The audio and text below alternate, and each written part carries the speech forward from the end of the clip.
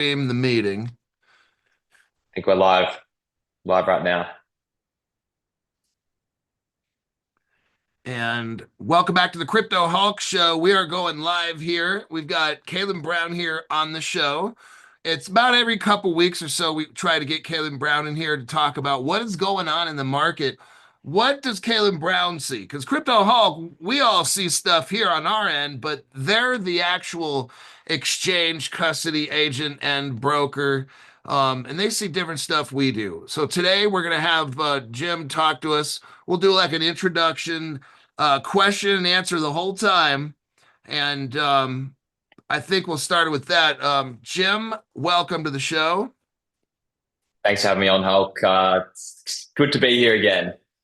Yes, it is. Today's program, you got a little bit of display for us that we're going to look at later.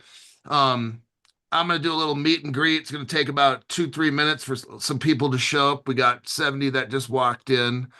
Um, and we will just spend about an hour-ish and go over some things on the market and what trends are we seeing and these kinds of things.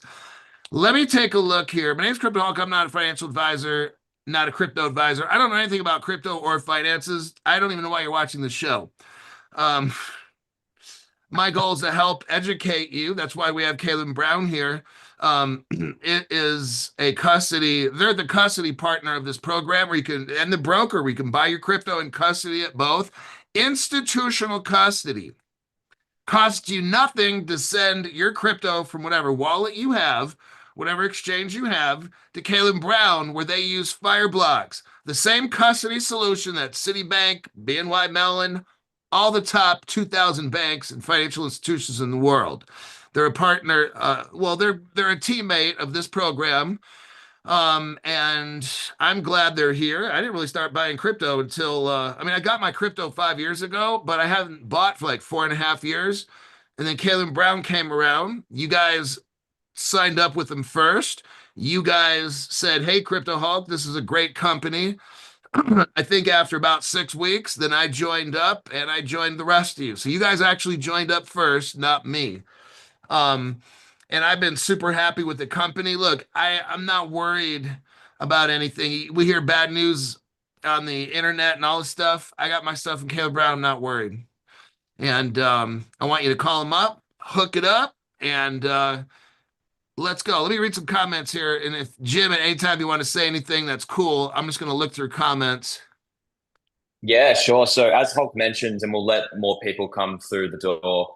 We'll spend the first part of this live stream. I'll share my screen and just go over a few slides that will really cover what's currently happening in the market. It's been relatively sideways for the last few weeks, but I think we have a lot of interesting catalysts coming up here, and I think we're also at a point in the market where we're starting to see a clear shift and delineation from Bitcoin that has very much led the charge over the last few years. So I'll share my slides on that. And then I have another really great slide around, well, if we take a step back and look at the overall market, where are we at in the 4 year cycle? I'm sure most people on this call have heard about it. It's a very common trend line that we've seen in crypto very much since the beginning. I have a great slide that will cover off that and where we're at in that period of time, and that will help dictate some of your decision making moving forward. So we'll cover off a few of those slides, but as Hulk mentioned, we'll take questions throughout, and I'm sure there may be a few. And there's a few exciting announcements on our end as well that I can cover off on at some point throughout the stream as well. So yeah, thanks for having me on. I don't know if you want me to share my screen now. If you want to answer some questions first, Hulk, I'm easy. Yeah, there's one guy that left a comment.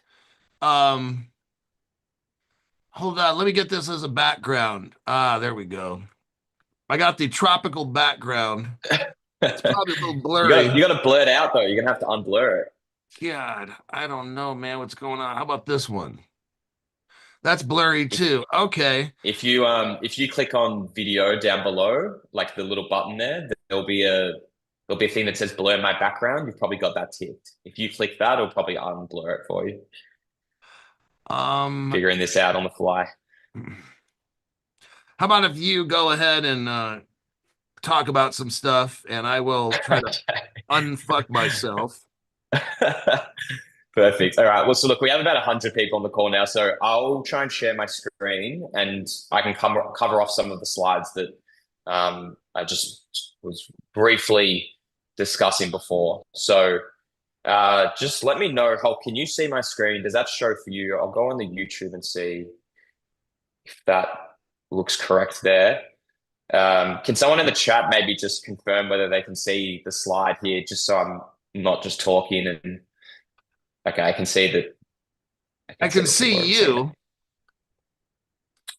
Yeah, I looked on the YouTube. It looks like the slides are showing, which is great. So um, I'm gonna speak to some of these slides. There is a bit of written text, but I think this is a great little snapshot of where we're currently at in the market. So as you'll see here, and by that little heading I've got there in the red, Bitcoin has very much been the market leader in the crypto space for the last few years. But we're starting to see a noticeable shift in performance, which we've seen in other cycles. So as it says there, Bitcoin's really been the standout asset. It's up 450%. You know, we have a lot of clients that have tried to essentially beat the market, but we have a lot of clients that have just held Bitcoin the entire time, have done very well. I mean, that's kind of been the case for a long period of time now, even dating back to 2017, that Bitcoin really was the leading asset, not only in the crypto space, but financial assets in general. It's gone up by the most. It's seen as a digital store of value. But something that's noticeable that started to occur over the last few months is we're starting to see altcoins start to outpace Bitcoin, namely Ethereum recently, but we've even seen now Solana starting to make its movement. And this is something that's very common and something we've seen in other bull markets. So in 2017 and 2021, how it usually has gone is Bitcoin has led the way. It's hit its all-time highs. And then instead of taking profits and moving them to a bank account, a lot of crypto investors take profits and then they'll actually reshuffle those profits into other assets. Usually altcoins like Ethereum, like XRP, like Solana, that has changed in terms of what the specific assets are. But we're starting to see Ethereum perform better and more and relative to Bitcoin. So you'll see there that Ethereum's had a pretty tough run at it, even as recently as Q1, where the price ratio of Ethereum to Bitcoin was as low as 0.02. But we're starting to see a rebound now up to 0.04. These statistics are a couple of days old, but it would certainly be higher than that today as well. And that's off the back of ETH ETF inflows are at their record highs. We're starting to see a lot of institutional companies purchase the Ethereum ETF and really start to have that on their balance sheet. We're starting to see more corporate treasuries appear that are purely buying Ethereum. So Tom Lee is the big name that everyone has heard of. He's kind of leading the charge. He's very much taken the micro strategy and Saylor textbook and brought it into the Ethereum space. So we're starting to see more treasury companies appear for Ethereum. But certainly this will then lead the way to other ETFs, be the Sol ETF or potential XRP ETF. We're really starting to see this become a bit of a runway for altcoins to perform. And no doubt, I think that's what we'll see in the preceding sort of 3 to 4 months. I'm not here saying, though, that I don't think Bitcoin still doesn't have legs to run. I certainly think that is the case. But relative to other assets, I do believe that we're starting to get that sort of altcoin season, as people like to refer to. And that's mainly because of, as I mentioned before, ETF inflows, corporate treasury interest, but really just because a lot of these platforms have a really strong business case. They have a lot of blockchain usage. So if you look at Ethereum, it has the best TVL of any chain. There's a lot of assets that are locked up on it. We're starting to see genuine use cases, whether that be RWA, really dominate on the Ethereum landscape versus other chains. But we're starting to see a lot of other tokens that have a significant, say, mind share. XRP comes to mind when I think of that. Or they have a really clear roadmap moving forward and they have a genuine product market fit. So Hype, as an example, is a protocol that we discussed a few months ago on this channel that is doing really well right now. Does that mean there aren't going to be others that don't necessarily have those things that perform well? Of course, there's always going to be exceptions. But namely, if we're talking about wealth generation over a long period of time, you want to be involved and invested in assets that are going to perform well, but have a genuine use case that are used by users every day. Does that mean meme coins can't perform? Of course, but it's on a much shorter time horizon. So that's just a little bit about what we're currently seeing in the market. It has been quite a sideways September, as it usually is. But no doubt, I think we're starting to see that start to shift. And part of that is based on that fourth dot point that I've got there around, well, the US Federal Reserve is most likely going to cut interest rates in the next couple of days. It's been made quite clear. And if you look at the poly market rates, it's probably going to be a 25% basis point, the 25 basis points, but there is a chance it could be even 50 basis points, which would be quite significant. And in the past, these periods of time where the Fed has cut rates has been very bullish for crypto. It means that there's more liquidity entering the market. People have more disposable income to play with. They usually like to go on to risk on assets like crypto. It also improves the risk appetite among investors for crypto because it means that instead of traditional finance means where they may get a certain percentage amount, they may then look for a better rate of return in more risk on assets like crypto.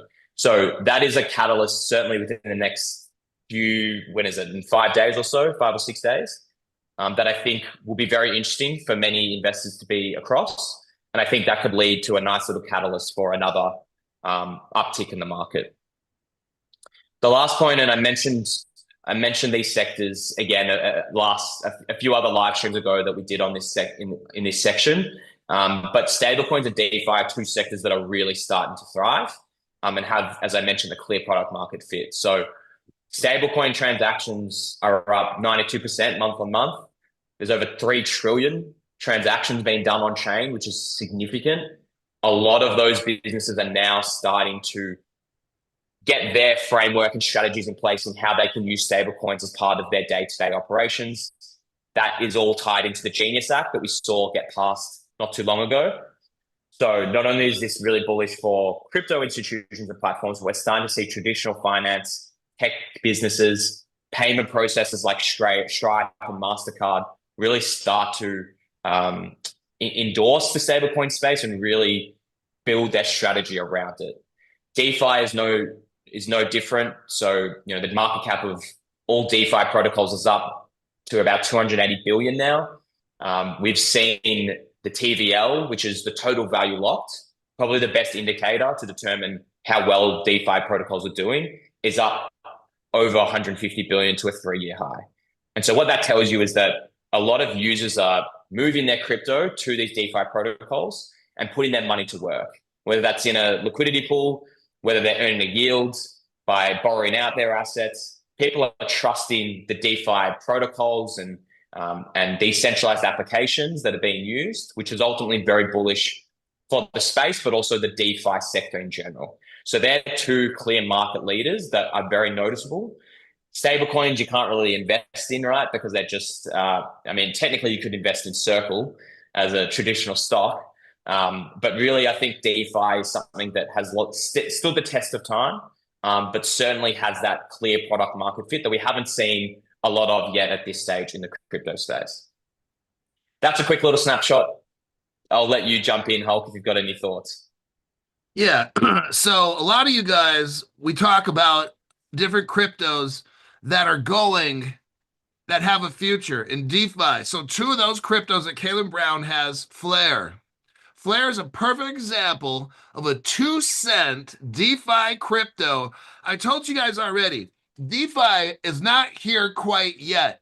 That's why Flare's 2 cents. You got XDC, that crypto. It's with the R3 Corda platform. They're trying to hook up with the DTCC. They're already hooked up with them, but they're trying to get it all going. What do we need first? Crypto regs, global crypto regulations. Right now is the time to get your XDC and the Flare at Caleb Brown, because once this takes off, Flare's not going to be 2 cents.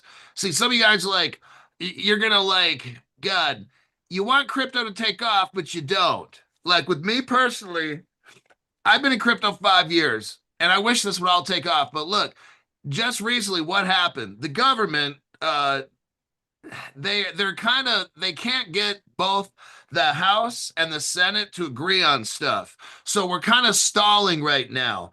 You had the guy named Trent, I forgot his name, an older gentleman, I think in the Senate, and Kennedy will be another one up in there. They're not going for any crypto laws. They're still kind of worried right now. Okay, they're not passing both in the Senate and the House passed. So you got a couple problems. One of them Jim talked about already: interest rates. When they cut interest rates, these cryptos are going to run wild. Okay. Next, and what you want to do is you want to be positioned before all this happens, because once these go up, they might not come down, and then you're going to be screwed. So we got our government has to get both houses to pass crypto law regulations. Ain't nothing going to happen. So they're kind of stalling it. And then just recently, not Gary Gensler, oh God, I'm glad he's gone. The SEC stalling. So they were going to approve some crypto ETFs, and they're like, well, I think we're going to hold back. So then you got the Federal Reserve. So we got three, four things going that's slowing it all down. The SEC, the senators, all the House of Representatives are cool, but the other house is not cool. And the government's just shutting it down. They're not moving it forward as fast as we'd like. So there's whatever reasons they have, I don't know, but that's part of the reason things are a little slow. So right now for me, it's accumulation time. That's how I look at it. It's time because once this takes off, you know what you're going to say? Oh man, now I can't afford that anymore. Am I right? That's right. That's exactly what's going to happen. Now let me check some comments in here. Somebody said, Chuck Wheezy says, I've been trying to get verified for over 4 months now. You did not approve me yet. So Yeah, I I've don't. responded to Chuck. Apologies that it maybe has taken that long. Usually, any where verification process gets done quite quickly on our end. So I imagine maybe something's been lost in translation there, or maybe we've verified the account, but for whatever reason you haven't seen the confirmation email or what have you. So Chuck, if you're still listening, I did put my email in the chat and commented to you to reach out to me. Ultimately, I'll need your email to actually follow up to see what's happened. But rest assured, we'll make sure that if you're available to be a CME client, just based on where you live, we'll get that sorted for you. So feel free to reach out to my email. It's in the chat. We have somebody that says VGTV. Isn't it true that they own your crypto? No, and just give you a credit. I don't think that's true self-custody.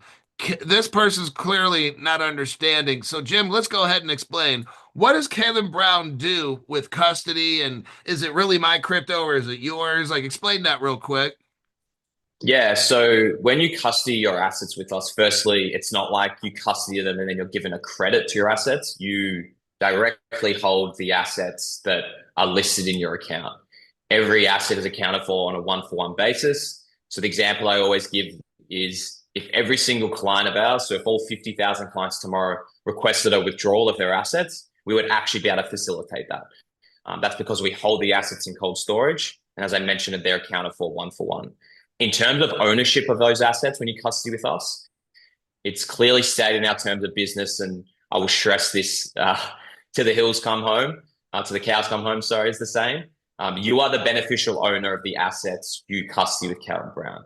We hold them on trust and we custody on your behalf, but they do not form part of our business assets and they wouldn't form as part of any estate or creditor claim or bankruptcy process because they're not our assets. You are the legal owner of those assets. So I want to be clear about that. You are the beneficial owner. You're custodying them with us. You have direct ownership of your assets.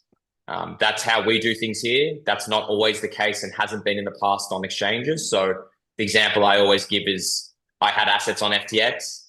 When that went into bankruptcy, I had to go through a creditor claim. It took me 2 or 3 years to get my assets back. And it was just a very stressful process. That would not be the case if something was to happen to Caleb Brown. We would return those assets back to their rightful owners, which are you as the client.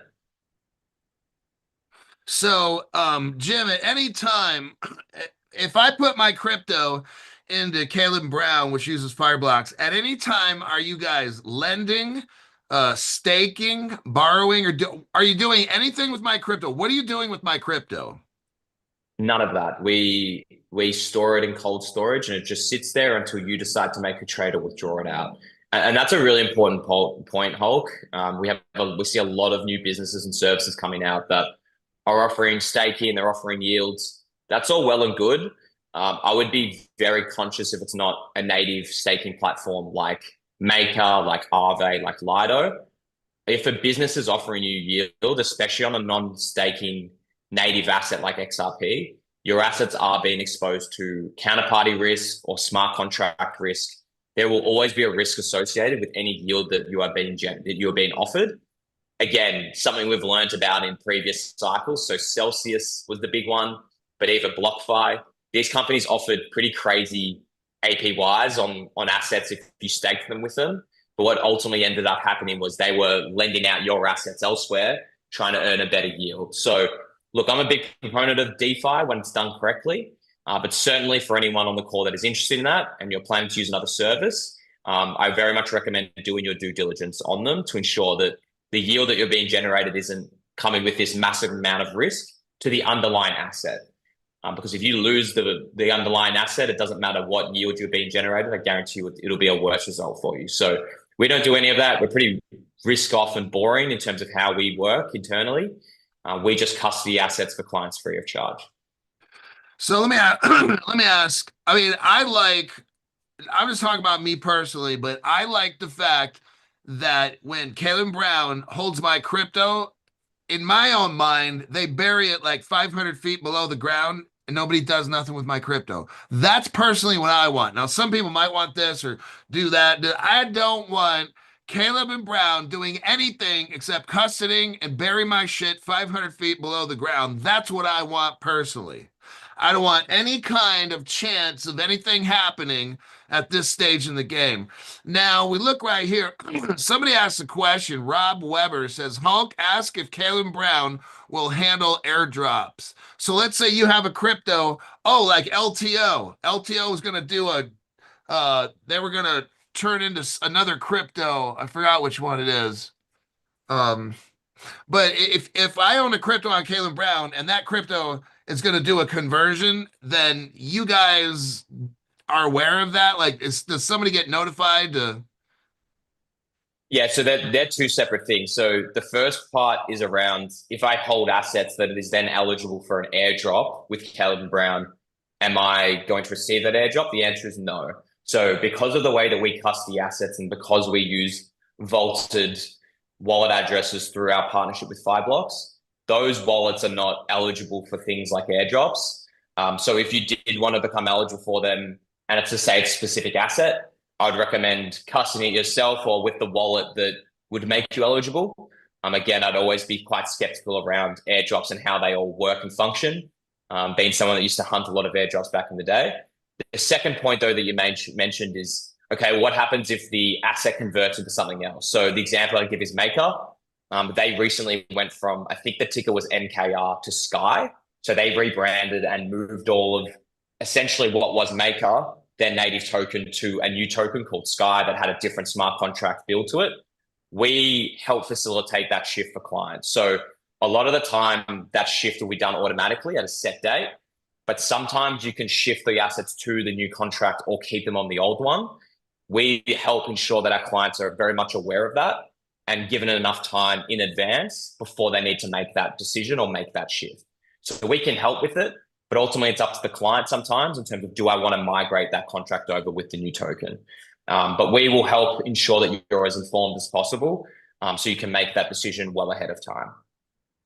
Okay, so I think I know where this is going. So some of you guys, if you have a crypto like an LTO, I highly suggest then you contact your broker at Caleb Brown through an email and say, hi, I have a crypto like LTO. It's going through a transition. They're going to burn the old tokens and give me credit for new ones.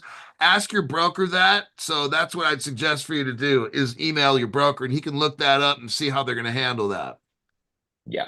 Should I, do you think I should just finish off these slides? I'll cover off the next one and then we can just go to a full view again if that works. Yeah, I can see and it just right answer more here. questions. Yeah, Cool. we So I can might just continue go. with the slides. Yeah, I'll just finish it off with this second one. So, and it's a good point that you raised before around, accumulation phase, where we're at in terms of the overall cycle. This is I would say this is one of the best slides going around, and I know that this graph has been recycled by many crypto newsletters and websites over the years. So this looks at the overall performance of Bitcoin over a really since it was originated back in sort of 2011 when it really sort of hit the map.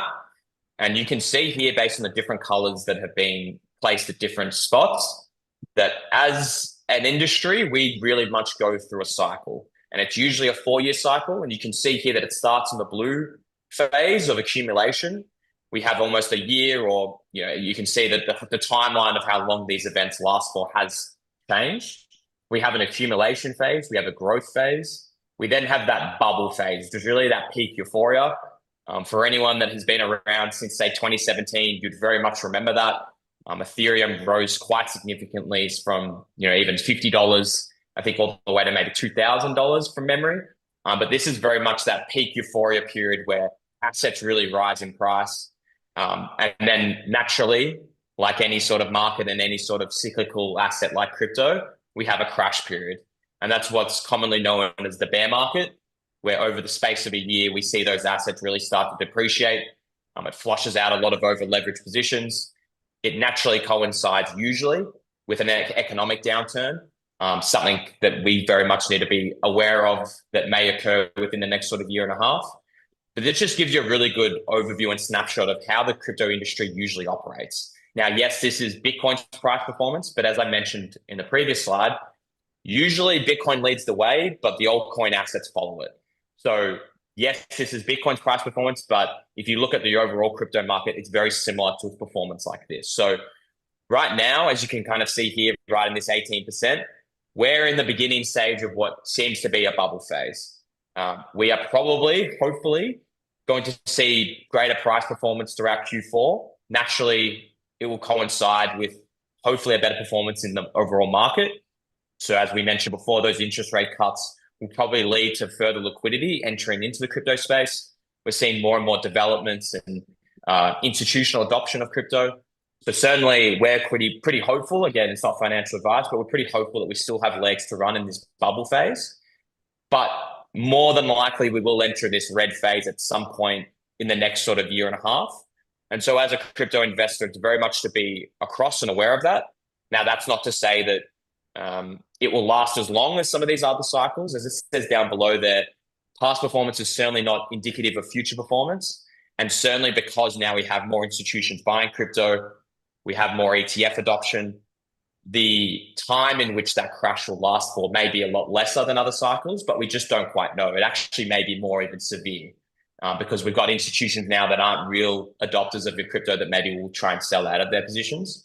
So as an investor, it's really important to be across this, and something that is probably important for you to be across, Hulk, as well, is that we will go into a crash period, and that Bitcoin usually doesn't do as badly as altcoins. So altcoins will usually do a lot worse than Bitcoin, purely just because Bitcoin has that safe haven mentality to it. It's got a far larger market cap than some of these altcoins. So it's important as an investor, and especially anyone on this call that maybe is up in their portfolio, to think about taking profits within the next 4 or 5 months. It's something that I will be doing personally. Now, there are a whole range of different strategies that you can take to take profits. And I'm certainly not saying that taking profits is right for everyone. Some people want to hold their assets for the long term, and I understand that. And that's your decision ultimately as an investor. But you do need to be aware of that we are probably going to enter into that red phase at some point soon. That may be 2 years from now, that may be a year from now, who knows? But this is how the market has usually performed in the past. And I'm pretty confident and certain that we will get this red period again at some point. So it's something to be across, and something we're mentioning with our clients all the time, especially those that are in profits, that it's not the worst thing in the world to take some profits off the table. But certainly as a crypto investor, and if you're new to this space, this is very common. It usually will work like this, and I'm certain it will probably be the same throughout this cycle as well. So I just wanted to cover off on that. I don't know if you have any points on it, Hulk, but certainly this is something that has been very common in crypto, and I can imagine it will remain pretty similar. Yeah, I don't really follow the 4 year cycle stuff. I know that, I guess it happens and these kinds of things. Like I'm a long term.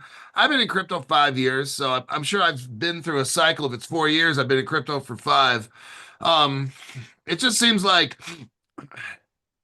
unless we have crypto laws and regulations, like what I am seeing this is market total crypto market cap. When I got into crypto, I don't think they're what like right now we got about what 3 trillion or something like that. Uh, Hmm. I think 5 years ago, I don't know what it was. It might have been like 2 or 1.5 trillion. I don't know, or maybe one. I don't know. Um, I don't have those numbers in front of me at the moment, but yeah, I mean, it's really tough to say. Taking profits, don't taking profits. You have to look at your own.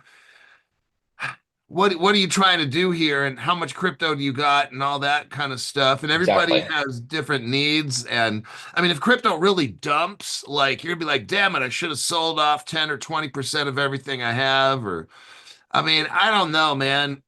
For me, I mean, shit. If I have to wait another 5 years to be rich, I mean, like, if I have to do crypto hawk for another 5 more years, I'm gonna go fucking crazy. Um, I but think I mean, um, there's this thing called 2030, and the Saudis are really big on the 2030. I think in the World Economic, they have a goal that by 2030 they want everything hooked up. Maybe it takes that long for full real world adoption. I don't know. But I know the crypto's bigger now. Like when I started with XRP, it was 15 cents. Now it's like around it, $3. So, you yeah. know, um, And it's a great point. I think, look, everyone's personal situation will be different, as you mentioned. So some of you are maybe in profits right now. Some of you maybe just got started in this space and haven't really seen the level of profits that you're expecting. And so that's really important as well, understanding where you're at in the cycle. Hulk mentioned that he got started 5 years ago. Well, I got started in this 27 period, but I was a long term holder as well. And so I went through these periods of red, blue, green, yellow again, which is great, and then back down to red. So it's really important that, okay, if you're a long-term holder and you don't need the profits, then sure, maybe you have more conviction to hold those assets long term. But maybe some other people need to take profits for whatever reason. And so what this speaks to is that no one investor will be the same. You need to get a good understanding of your current risk profile, understanding where we're at in the market. Is this saying that we don't have still really strong times ahead? Of course not. Like we're probably in the starting or middle part of this bubble phase that's shown here on the graph. So it certainly doesn't mean there aren't more profits to be made, but it's about having a strategy set up and in place so you're as informed as possible. And this is from someone that has been through multiple cycles. So sometimes going through one and getting that experience is the best learning lesson. But what I do want to stress is that if you look at this graph, what does it show? It's upwards and trending to the right. So Bitcoin price is continuing to rise. It's If you look at the actual sort of unit of measurements here, you can see that it's logarithmic as well. So it is rising and it's rising quite fast. But naturally, these things also do take time and they go through cycles. So I'm certainly not saying that everyone on this call starts to think about taking profits right now. What I'm saying is have a strategy in place, understand where we're at in the 4 year cycle, and don't be shocked if halfway through next year, the market looks a little different. Ultimately, we're all bullish on this market long term, but it does go through cycles, just like the economy goes through cycles. We have periods where the stock market's at all time highs, and then we'll have years where it's down 10, 12%. It's something to be aware of and across if you're going to put your net worth into this asset class, so you understand the space. So just wanted to touch on that. It's something we've been talking to a lot of our clients about, something I've presented to a few other communities as well. And it's a great infographic to wrap your head around how crypto price performance looks over the long term. okay, that's the trading aspect of the show. Obviously, Caleb Brown is a broker. You can buy your crypto through them and so forth. Now we're going to get into some questions. Let's take a look here. Somebody asked a question about crypto mining. What is your opinion about crypto mining? I just got some information, but the investment is rather huge. What do you use for this? So crypto mining is where you would become like an actual miner on the chain. You would deploy resources, energy usually, to become a miner with the hope of being rewarded as a miner with, say it was Bitcoin. I mean, you can't really do that as a retail investor now. mining in general, I think is I think the reward for the effort is not really worth it, in my opinion, especially because large mining companies take up most of the rewards. I don't know what mining company or asset you're focused on. It very much depends on the chain. So I can't really speak to that too much more. But ultimately, I think mining, especially if you're just an individual or retail investor, is probably not worth your time. If you are interested in the specific asset on that chain that you're planning to mine, I would just purchase the spot asset yourself. I do think mining in general, it can work for a lot of people, but also it is quite technical as well and requires you to have a lot of uplift and energy use. So something to keep in mind. I don't know too much about it. I probably wouldn't be the best person to help you get started. I know there are mining tutorials online, but yeah, probably not something I would very much suggest you do. Okay, next, let me check out here what we got. Looks like on the corner. Okay. Flare is a steal. Just moved to Florida, Stu. It's similar in some ways to Australia. Plenty of animals that can kill you. What? And it's plenty hot. Oh, and tons of sharks. Just saying. So it looks like Chris Sharp just moved to Florida.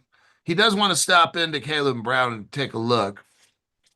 But Yeah, so what we're currently telling clients is we don't allow for walk-ins usually. Like we don't do that in our Melbourne office, and I don't believe Andrew and the team will be allowing for that in the Fort Lauderdale office. But we are still very much in the early stages of getting the whole office actually set up. But we do want to meet clients. So if you do want to meet one of the brokers, come into the office, you can organize consultations, but it's very much something that you get organized with your broker, and something that we're probably not yet at the finality stage of offering that.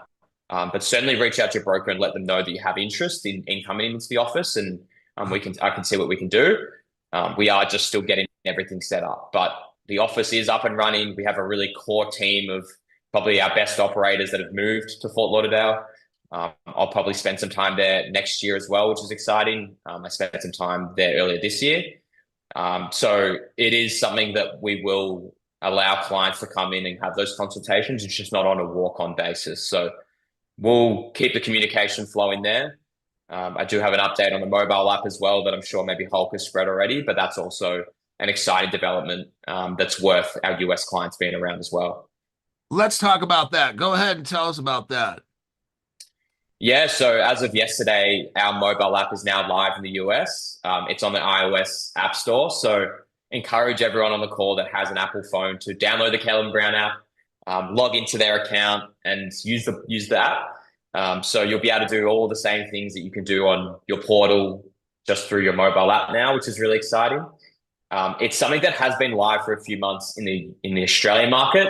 We were just testing it with lesser volume before we went live in the US, but it's now officially up and running. So go download the app, have a play around with it, leave us a great review, and let us know also if you have any issues, because it is a new app and there are going to be bugs, but we are trying to fix them as quickly as they appear. Okay, I'm loading mine right now. Let me look. Yeah, it's still on Canada. Hey, if you live in Canada, it's your government. Contact your elected representatives if you live in Canada and tell them to get with it. All right. Crypto's going to end up taking over the world and they don't allow you to buy it. So that is the comment on Canada. Let me go through here. Go through. Thanks for the mail. Use it. My Caleb Brown emails all go to spam all the time. I mark all of them not spam. Do you have to know why maybe that happens with this person? So what they were saying that their emails are getting put into scams. No, Sorry, what was the all of question? their Caleb Brown. I think what they need to do is somehow input, like as a contact, Caleb and Brown, like, you know, or input like the Australian phone number or whatever it is, or because maybe you have to put that Caleb Brown into your contacts because it's some reason that person's email account, it keeps putting Caleb Brown into spam. Yeah, so you should be able to, once it's been put into spam the first time, there'll be a button that says, don't consider this as spam. You should be able to click that, and then it won't go into your spam inbox. It'll just go into your regular inbox. That's very rare though. Usually broker emails and any emails related to Calvin Brown will go straight to your normal inbox, also because you signed up with that email. But if they keep going into your spam, there should be a button there, or you should be able to right click on the email and say, don't consider this as spam, something along those lines. And then any emails moving forward won't go to your spam inbox, it would go to your normal inbox. Try that, whoever it is, because I don't have your place here anymore. I skipped down some messages, but look at when you do find the Caleb Brown email that went to spam, do what Jim says. But now, if that don't work, look at that email. It's going to have a Caleb Brown email address. Create an account in your email and put that email address in there, and then hopefully your account will recognize Caleb Brown, such email, da da da da da. So look at the email that's being sent to you, put that information into as a contact, and I think that might fix it too. Let me move on. Yeah, Jim in Japan, we just talked about the phone app. I'll be loading it when the show's over. I'll get it hooked up on my phone. Thanks for answering. Let's see.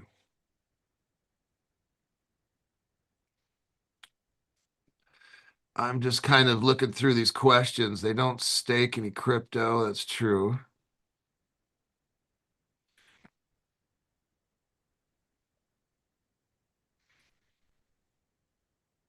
Okay, any idea when we can buy ETN, which is Electronium, through Caleb and Brown? I haven't heard of ETN. I'll have a look into it. Um, we can go do a token request for it if it's something that the community is interested in. I would just need to check in to see how much trade volume is currently in the market for it, what's the liquidity for it, can we custody it in cold storage as well? But I can have a look into ETN and I can see whether we can list that. There are a number of questions around New York and when we'll be able to service New York. Unfortunately, it's just not something that's going to happen overnight.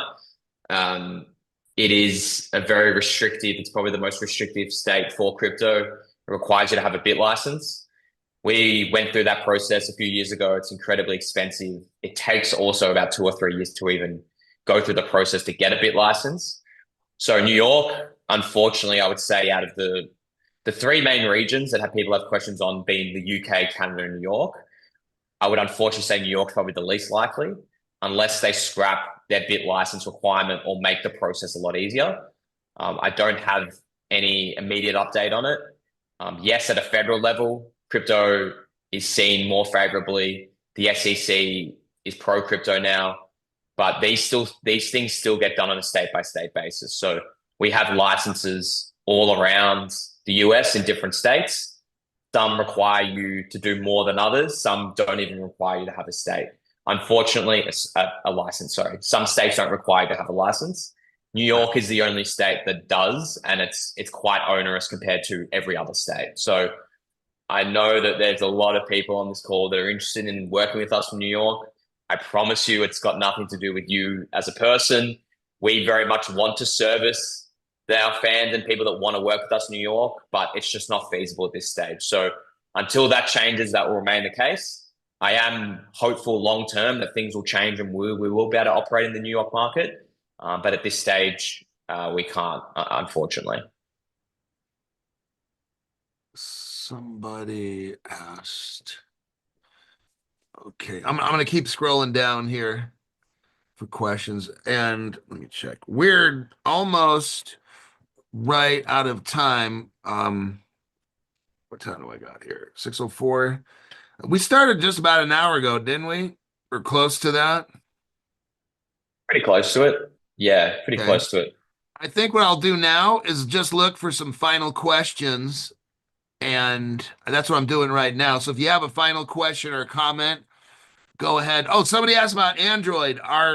Is the Caleb Brown app going to ever go to Android in the future? Was there any talks about that with the management and staff? Yeah, we are looking at it in the future. Don't have any immediate plans to make it available on Android. It's just we did all the analysis around how many of our users use an Android versus Apple, and it was an overwhelming amount use Apple. So we are hoping to have access to Android in the future, but at this stage it is just iOS. But I'll keep everyone updated if there are any changes for that. Okay. Stu Lavelle says he's eating. I just had pad thai myself for lunch. I had extra chicken, by the way, you guys. I got to have extra protein in my pad thai. Let me look here. I'm just reading off the last minute questions before we wrap this up. Thailand just announced a 5-year tax-free for crypto on Thai-approved exchanges. That's interesting. I'd have to verify that, of course.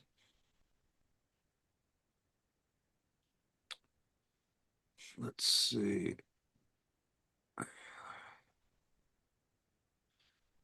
Okay, I think that will probably do it at this point. Yes, that'll be it. Thank you guys for showing up. If there's any questions, of course, call your email your broker with Caleb Brown. And other than that, we will see here probably in 2 weeks-ish, maybe. We'll have Caleb Brown again. And Jim, thanks for showing up. And I'm going to end this broadcast right now. So let me get into this. Edit. I think I go into here. Let me check this. Right in here. I will see everybody in my next. I'm trying to put together a Friday morning show, and that'll start at about 7 o'clock a.m. I've got a crypto in here that the founders of XRP and the founders of Stellar, there's a crypto here that you're probably going to want to know about. It's one that you're going to want a long-term hold. So we'll get into that tomorrow morning. I'm still working on the show, and I will see you all then. Thanks, guys. All righty. See you later, Jim.